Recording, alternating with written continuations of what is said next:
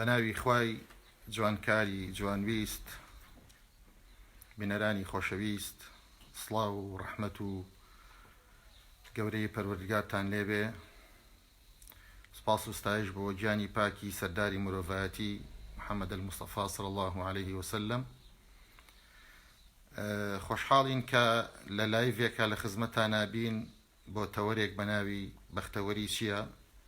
بۆ سپاسی ئەو برابە ڕێزانەژەکەین ئەو گەنجانەکەین کە ئازێتیان کێشاوەکیان کێشاوە کە لەم گروپەیە کۆمەڵی لایڤەکەنەوە کە بتوانین ئیسفادەی بگەین بۆ هیوای کە ئێمەش بتوانین ئیسفادە بگەینی. بەڕێزان دیارە بەختەوەری یعنی زۆرێکمان بەدوایە وێڵین یا هەمومان بەدوایە وێڵین کاوە بەختەوەری چی بێ، بەختەوەری چییە و هەمومان حەزمان لێتی.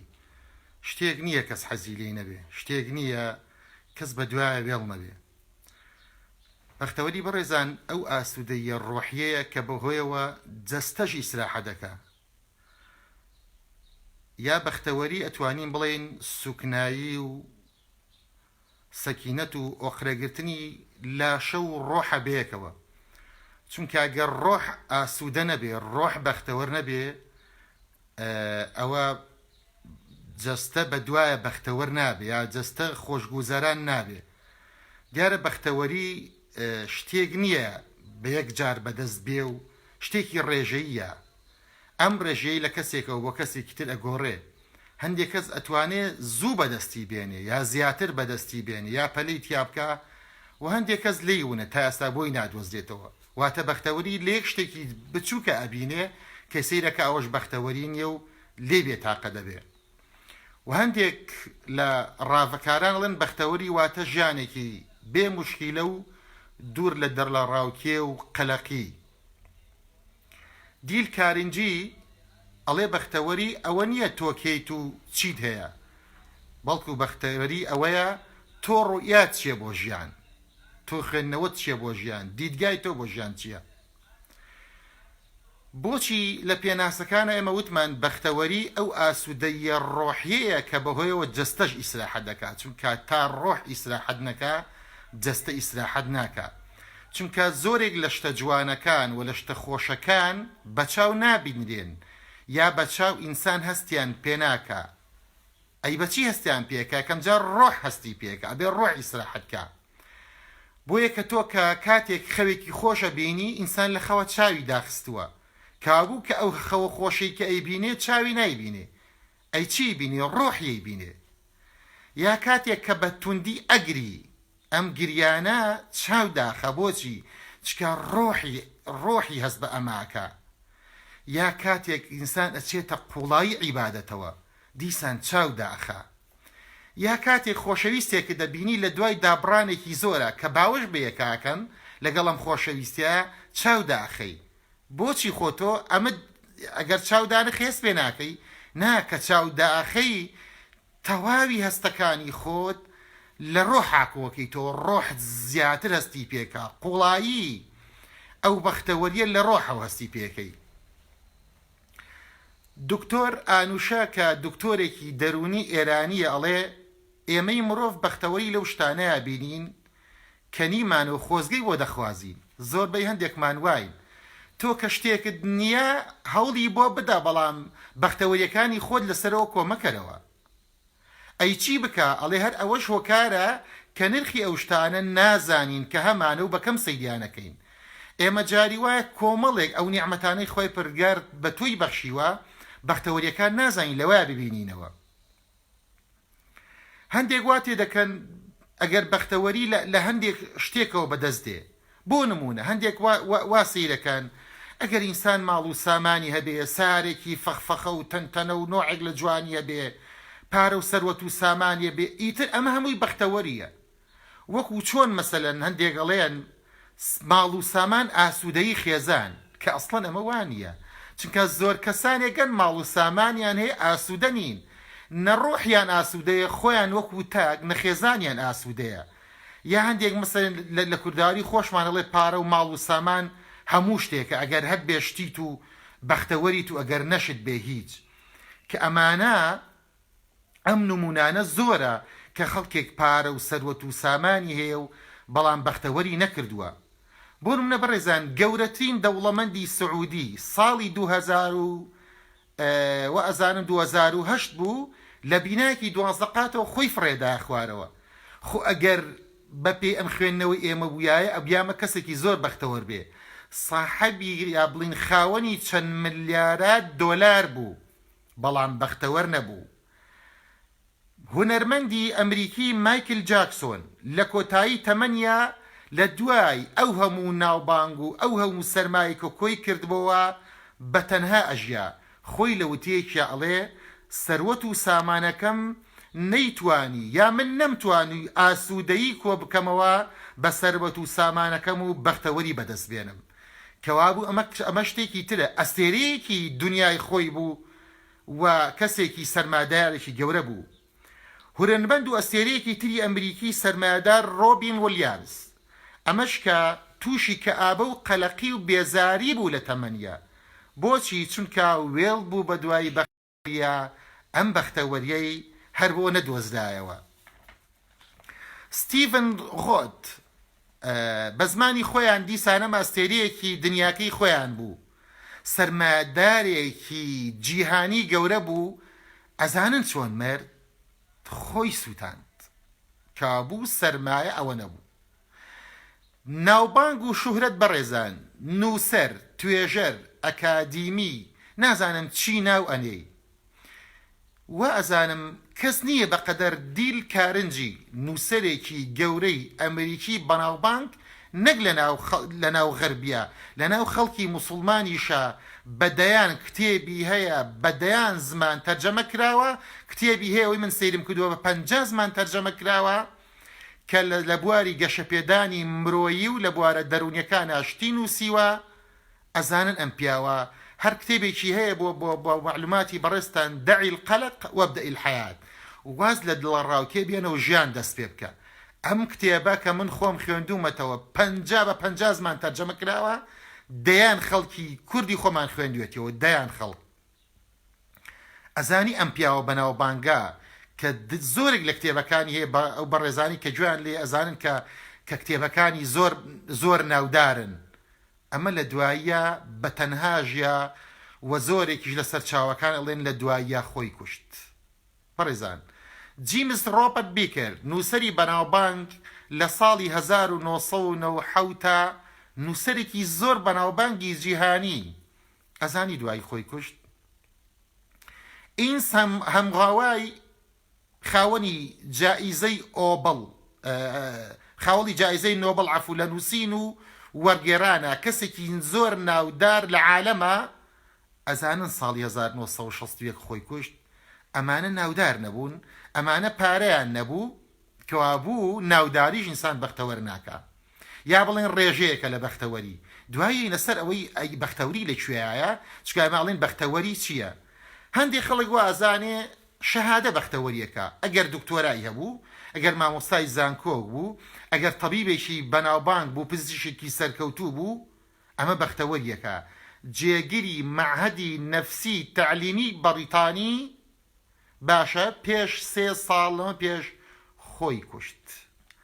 جان تاتلۆ گەورەترین دکتۆری ئەمریکی بەناوبانگ لە جیهانە ساڵی 1944 خۆی کوشت.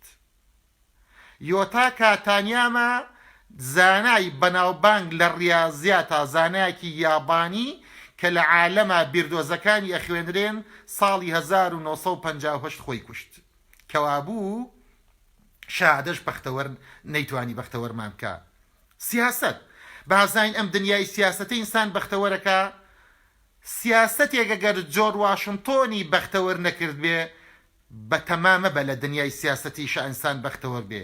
گەورە سیاست مەداری ئەمریکی کە محامیەکی لە هەمان کاتا و حاکمێکی گەورە بوو، زۆر ناودار بوو، جۆرج واشنتۆن ئادمس خۆی کوشت. ئەمەش واز لێ بێنە، واز لە سیاسەتیش بێنە. کاکە هونەر لە بواری ئەکتەر و کۆمێدی و هەندێشتیانە، ئەو خەڵکانی لەو بارایژەکەن دایان دڵیان خۆشە و خەریکی نوکتە و شتی پێکەنین و ئەمانە بەختەوەری لێرایە. ئەگەر ئەمەتەوە بەختەوەری بزانین بگەڕین بۆ ئەستێرەکانی جیهان لەم بوارەیە، ئەوان بەختەوەر بوون. باسەیەکەین بەڕێزان شانتاڵ ئاکرمان گەورە دەرهێنەری بەلژیکی ئەوانەی هونەرمەندن ئێستا گویان لەم قساری من بێ ئەزانن ئەمە چێ ئەمە چی پیاوێکی ناودارە ئەزانن ساڵی 2015 خۆی کوشت ئاهەنجای گەورە هونەرمەندی بەناوبانگی کۆری ئەزانن ساڵی 2008 خۆی کوشت ستیڤانی ئادمز هونەرمەندی بەناوبانگی جیهانی ئەزانن ساڵی 2010 خۆی کوشت ئارت ئاکۆرد گەورە هونەرمەندی بواری کۆمێدی جیهانی ساڵی 1901 خۆی کوشت 1931 بەڕێزان کەوابوو ئەمە هونەریش بەختەوەری نەکردین ئێمە تا ئێستا بەدوای بەختەوەریا وێڵین ئەگەر ئەمانە هەموو هۆکارێک نین بۆ بەختەوەری و ئەمانە و دانشتی تر کە هەر یەکێکمان شتێک بە خاڵمان نادێ یەکێک بە دوای جوانیە یەکێک بە دوای شتێکی جوانە یەکێک بە دوای هیوایەتێکی خۆیان وێڵە و پێی وایە ئەمە بەختەوەریەکە لەوە چێ نیسبەیەک بەختەوەری ڕێژەیەکی باتێ بۆ کاتیش بێ ئەمانە هەمویان هۆکارێک نین بۆ بەختەوەری ئەی بەختەوەری لەکوێدایە ئەی بەختەوەری لەکوێیە باوی دۆزینەوە دکتۆر ئیبراهیم فەقێ ئەمە کە ڕائیدی تەنمی بەشەریە و بەڕەحمەت بێوەفاتی کردووە ئەڵێ هەندێک کەس وا تێگەیشتون کە بەختەوەری لە سەرکەوتندایە طبعاً سەرکەوتن بەختەوەری نییە ئەوەڵێ نە ئەمە هەڵەیەکی گەورەیە بەڵکو سەرکەوتن نەتیجەی بەختەوەریە کە تۆ بەختەوەرنەوی سەر ناکەوی خو ئەگەر پێت وابێ لە خوێندنا سەرکەوتوی کە بەختەوەر نەبی ئەو کاتە خوێندنەکەشت بەختەوەرت ناکە ئەگەر پێت وایە لە کەسابەتە سەرکەوتوبی دەوڵەمەند بی و دەوڵەمەند بووی کەوابوو کەسابەت و دەوڵەمەند بوون ئەبێ نەتیجەی بەختەوەری بێ بۆی بەختەوەریت پێ ببەخشێ چەند خاڵێک بەڕێزان ئەخەینە ڕوو کە هۆکارن بۆ بەختەوەری حەقیقی ئێمە تا ئێستا بە دوای بەختەوەری حەقیقی وێڵین بەڕێزان نەزانی بەختەوەری حەقیقی لەکوێیە خاڵی یەکەم لەگەڵ خوابوونە ئەمێ ئێمە بزانین ئیمامی غەزالیە فەرمێ بەختەوەری حەقیقی ئەوەیە بزانی لەکوێوە هاتووی کێ تۆی هێناوە و بۆ کوێ ئەچی و بزانە فەنابوون لە مرۆڤدا نییە یعنی چی بەڵکو گۆڕانکاری لە ژیانی مرۆڤ هەیە ئەی ئێمە کە ئینسان ئەمرێ یعنی کە ئینسان وەفا دەکات تەواوتیان ناچێ نەخێر گۆڕانکاری لە ژیانیا ڕوئەدا لە ژیانێکی دنیاییەوە ئەچێ بۆ ژیانێکی تر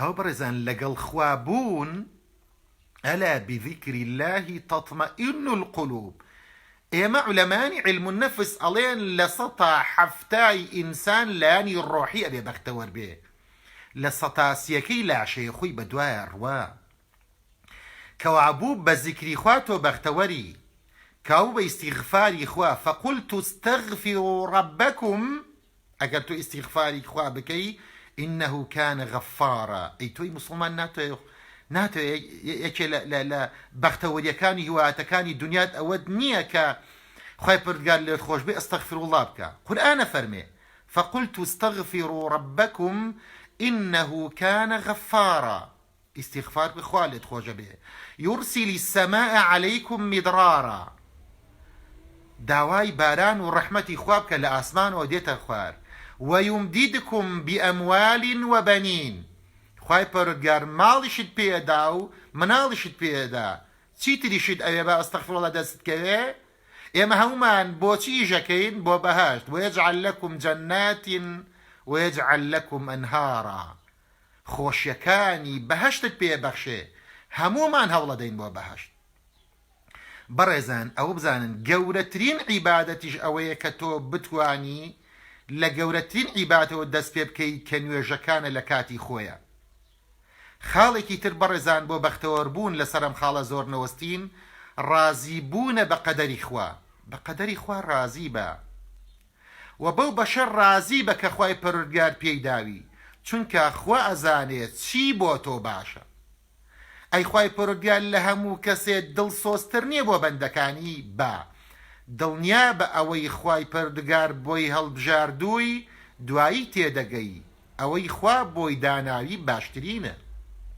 وعسى أن تكرهوا شيئا وهو خير لكم.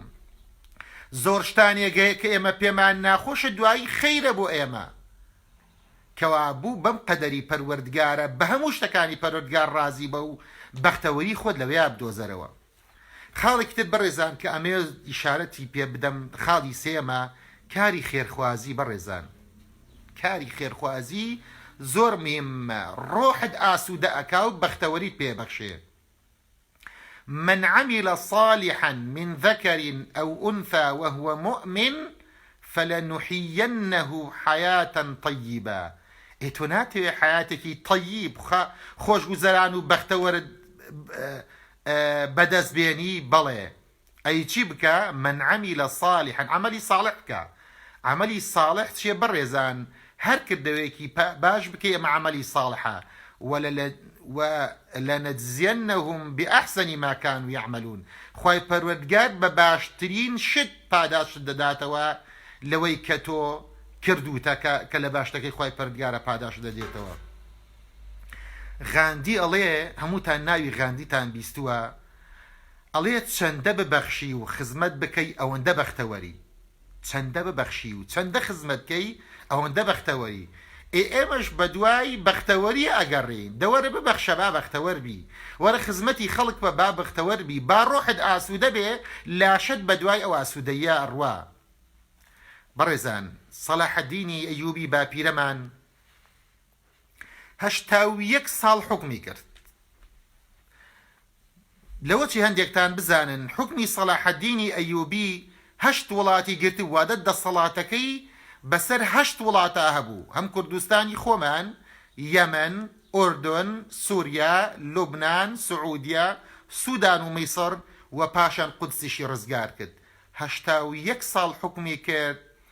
بڕۆ تەریخ بخوێنەرەوە زۆربەی ئیدارە و کاری وڵات لە سەردەمی حکومەتەکەی سەلاح الدینە خەڵکی خۆبەخش ئەیبرد بەڕێوە.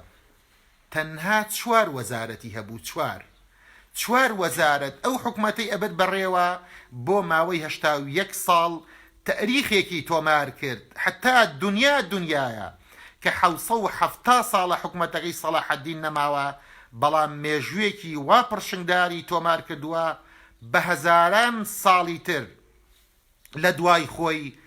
ئێمە و نەوەکانی ئێمە و سەدان نەوە لە دوای ئێمە شانازی بەو مێژووی سەلاح الدینی ئەیوبیەکەین کە دنیا و قیامەتی بۆ خۆی و بۆ نەوەکانی و بۆ خەڵکەی ژێردەستی خۆی تۆمار کرد. خاڵێکی تر بەڕێزان کە ئەمەوی شارەتی پێ بکەم بۆ ئەوەی بەختەوەری بدۆزینەوە، سیلەی ڕەحم. بەڕێزان ئیحتمام دوان بە بواری ئەوەی کە ئێمە پێڵێن بواری کۆمەڵایەتی و لە ئیسلامە سیلەی ڕەحمە. ئەزانن بەڕێزان سیلەی ڕەحم لە ئیسلامە سونەت نییە، نەک بۆ خۆت بیکەی بۆ خۆشی خۆت، هەر سونەتیش نییە. ئەی چییە؟ سیلەی ڕەحم فەرزە. سیلەی ڕەحم تەرکردنی وازێنان لە سیلەی ڕەحم پەیوەندی کۆمەڵایەتیەکانت بە تایبەتی خەڵکە نزیکەکانت یەکێکە لە تاوانی گەورە. تۆ سەردانی باوکو دایکت ناکەی، تۆ خاڵ و خوشکەزا ناکەی، تۆ مام و ئامۆزا ناکەی، تۆ زۆربەی عەلاقات و پەیوەندیت بچڕاوە کە داژەنیشی باسی سیلەی ڕەحم و باسی پەیوەندیەکەی ئێم پەیوەندیانی تۆ بچراو، یعنی تاوانێکی گەورە دەنجام داوە. هەر بۆ لایانی ڕۆحی خۆت بەڕێزان عولەمانی عیلم النەفس ئەڵێن هەموو ئینسانێک لە هەفتەیەکە پێویستی بە 2 سەردان هەیە، واتە ئەم 2 سەردانە بۆ ئەوەی ڕۆحت ئاسوودە بکات تۆ پێویستیت پێیەتی. وتمان تا ڕۆح ئاسوودە نەبێ لاشە ئاسوودە نابێ. ئێمە و کاتانەی بێتاقەتین خۆجەستەمان هیچ نەخۆشیێکی نییە، جاری وەش هەیە سەرمان نایەشێ، دانمان نایەشێ، هیچ لاشەمان عیبی نییە. ئی بۆ بێتاقەتین؟ ڕۆحمان ئاسوودە نییە. کە ڕۆحمان ئاسوودە نییە لاشەشمان ئاسوودە نییە. کابوو بگەڕێ بەو شتان بە دوای ئەو شتانەی کە ڕۆح ئاسوودە ئەکەن. بەڕێزان خاڵێکی تر بەڕێزان زەردەخەنە و سەلامکردن. تەبەسم فی وەجهی ئەخیکە سەدەقە. زەردەخەنە بەرامبەر بە براکانت خوشکەکانت سەدەقەیە، هەم ئاسوودەیەکی ڕۆحیشە. وەکو قورئانی پێغەمبەر صلی الله عليه وسلم لە حەدیثا فەرمی ئەفشوا السەلامە بەینەکم، سەلام لە ناوتانە زیاد کەن. تو ئەڕوویتە دەرەوە سەلام لەم ناکەی لەو ناکەی لە خزم ناکەی لە دراوسێ ناکەی لە ڕەفیق ناکەی لەوەی کە لە کەسابەتەکە لەگەڵتە لە ئیشەکە لەگەڵتە لە داوامەکە لەگەڵتایە ئێمە بێژگە لەوەی تو وازانی زەرەر لەوە دە یەکەم جار زەرەر لە خۆ دەی ڕۆحی خۆت معەزەبە کابوو بۆ ئەوەی ڕۆحت معەزەب نەبێت دڵت ئاسوودە بێ یەکەم جار دڵی خۆت ئاسوودە کە سەلام زۆر لە خەڵک بکە دایم بە زەردەخەنە بە ئەمانە هۆکاری بەختەوەرین بەڕێزان خاڵێکی تر بەڕێزان لە هۆکارەکانی بەختەوەربوون متمانە بەخۆبوونە بەڕێزان زۆر مهمە تۆ هەی لە وجودا لەبەرەوەی مرۆڤی ئەزانی گەورەترین کائین لەسەر زەویە مرۆڤە ئەی تۆ بۆ متمانت بەخۆت نییە من ئەوەم بۆ ناکرێ من توانێ ئەوەم نییە بەخوا لەوە چێ سەرکەوتوونە بم ئەی بەڕێزان ئەم هەموو داهێنانە لە دنیا ئەم هەموو پێشکەوتنەی تەکنۆلۆژیا لە دنیا کێ پێشی خستووە کێ دروستی کردووە هەمووی زادەی بیردۆزەکانی مرۆڤ نییە بەڵێ ئەی تۆ ناتوانانی یەکێک بی لەو کەسانە بەخوا تۆ بڵێ بتوانم بەڵێ توانی بەڵام هیممەتێک بەرەبەر خۆت پێویستی بە یەک هیممەت هەیە کەوابوو ئەم متمانە بەخۆبوونە لەمپەر لەبەر کارەکان تا لابە ئەو بربەستانە لابە کە تۆ نەتوانی ئیش بکەیت کە تۆ نەتوانی سیقەت بە خۆت هەبێ ئەم سیقەیە بۆ خۆت دروستکە دڵنیا بە هەموو کارەکانت بۆ ئاسانە بێ کابوو وەکو عەرزم کردن تۆ هەر لەبەر ئەوەی مرۆڤی گەورەی و لەبەرەوەی گەورەترین کائین لەسەر زەویە تۆی کابوو زۆر مهمە بەڕاستی سیقەت بە خۆ دەبێ هەموو ئیشێک هەموو کردەوەی باش لەو ئینسانانە ئۆشێتەوە کە سیقان بەخوانەیە خاڵێک تر بەڕێزان ئیحتیماندانە باندێشتی تەرفیهی باندێشتێک کە پێویستە ئینسان بەڕاستی ئەنجامی بدە جاری وایە بۆ خۆت لەگەڵ ماڵ و ناڵە لەگەڵ ڕەفیقا لەگەڵ دەرەوە لەگەڵ خزمە چوونە دەرەوەیە جاری وایە جەو دروستکردنێکە لە ماڵەوەیە هەندێشتی تەرفیهی هەیە ئەبێ بەڕاستی تۆ ناکرێ واز لە هەموو شتێک بێنی بەڵام بەڕێزان ئەمانە هەمووی بە بەرنامە ئەبێ ئەم شتانەی من عەرزم کردن بە تایبەتی شتە تەرفیەکانم مەبەستە ئەگەر بەرنامەیەکی بۆ دانەنەی زۆر لە کاتت ئەگرێ چونکە هەر وەکو ئەو وایە ئەوە نێ شتێک ئەچیتە ناویەوە نازانی چۆن کۆنتڕۆڵیکەی شتی تەرفیهی وایە کات ئەڕوا وەختێک ئەزانی 2-3 سەعاتە ڕۆشتووە کابێمە شتی تەرفیهی ناڵین وازی لێ بێنە و ضەرورە و پێویستە بۆ ئەوەی کە با بڵێن ئاسوودەی ڕۆحیت بۆ دروستکە بەختەوەریت بۆ دروستکە بەڵام وەکو عەرزم کردن ئەم تەرفیهیاتانە لەگەڵ چێیە وەکەی ئەیکەی وە چەندەی کات بۆ دائەنەی وە کاتەکەی کەی بۆ دائەنەی کابوو ئەم تەرتیبات و تەقسیم و ئەم پلاندانانەش هەر مهمە بۆی زۆر کاتمان لێ نەگرێ و لە کاتێکی شادای بنین کاتە زێڕینەکانمان لێ نەگرێت چونکە ئێمە معنوی بەڕێستانە بە 24 سعات کاتمانەیە ئەم کاتە چۆن تەوزیف بکەین لە ژیانی خۆمانە ئێم جاری وایە بەڕاستی زۆر جار مەسەن ئەڵێم ئێمە کاتی وایە کاتی خەوە ئێمە بەخەبەرین کاتی ئەوەیە کە بەخەبەر بین ئێمە خەوتوین کاتی ئەوەیە کە نان بخۆین ئێمە نان ناخۆین کاتی ئەوەیە کە ئێستا نان نەخۆین ئەی خۆین کاتی ئەوەیە کە سەردانێ بکەین مەوەکو عەرزم کردن لە هەفتەیەکان نایکەی کاتی ئەوەیە کە واز لە سەردان بێنی جارێ وەختی سەردانیە سەردانەکەی کابوو ئەم شەڵەژاویە لە تەقسیمی کاتە ئەم کاتە تەرفیهانەش ئەکەیتە ئەو بینەوە جاریوە کاتە زۆر لێبە بۆی هیوادارم کە ئەم شتانە هەمووی دەست پێوە بگرین و بتوانین چۆن کاتەکانی خۆمان تەنزیم و تەوزیع بکەین بۆ ئەوەی ڕۆحمان ئاسوودە بێ وەکو عەرزم کردن کە ڕۆحت ئاسوودە بوو ژیانشت ئاسوودە بێ ئەم چەند خاڵی کە لە ئاخیرە عەرزم کردن هۆکارن بۆ بەختەوەربوون ئەوانەی کە پێشتریش عەرزم کردن ئەمانە ئەو خاڵانە بوون خەڵک بە دوایانە وێڵە و ئازانێ بەختەوەری هەر لەوەیە ئەبینێتەوە بەڵام سەیرەکەی وتم وەکو دکتۆر ئانوشاڵێ ئەمانە بەرهەمی بەختەوەرین ئەگەر شەهادە و بە سەریعی ئێڵێمەوە پارە و سەروەت و سامان و ئەگەر نووسەراتی و ئەگەر دەرکەوتن و ئەگەر ئەم کۆمەڵشتانە نەکەی بە نەتیجەی بەختەوەری لێت برن بە بەختەوەری حەقیقی ئەو کاتە بەختەوەری حەقیقیەکەت لێو نەبێ نایدۆزیتەوە کابوو بەم ڕیتمەی کە باسمان کرد بڕۆرە سەر ژیانی خۆت و بەختەوەریەکانی خۆت تیا بدۆزەرەوە هیوادارم بەم حەوت خاڵە توانی بێتم مەڵۆیەک بخەمە سەر خەرمانی زانیارەکانی بەڕێستان وتوانی بێتم لە مەعریفەی ئێوە شتێک زیاد بکەم وتوانی بێتم کە بەختەوەریەکانی بەڕێستان کە لە سوچێکا لەوە چێ ون بوو بێ توانی بێتم ئەو پەردەیە لا بەرم و بەختەوەریەکانی تیا بدۆزینەوە و هیوادارم هەمومان بەختەوەر بین و ژانێکی بەختەوەر بۆ خۆمان و ماڵ و مناڵمان بەدەست بێنین و ببینە ئەستێرێ و ببینە چرایەک و بتوانین بۆنەوە و بۆ وڵاتەکەمان خزمەتێ بکەین سەرفراز و سەرکەوتوو بن ئەقول قولي هذا واستغفر الله لي ولكم والسلام عليكم ورحمة الله وبركاته